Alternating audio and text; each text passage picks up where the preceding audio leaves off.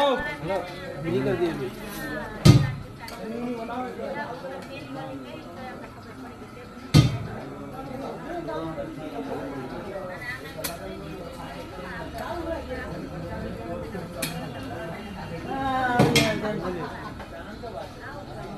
તમને મજા આવતી ટેસ્ટ વાળા આલો હતો ને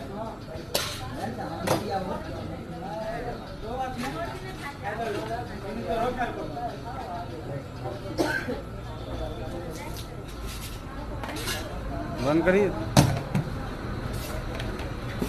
डोसा में दिया जी और ये भी डोसा में दोनों डोसे में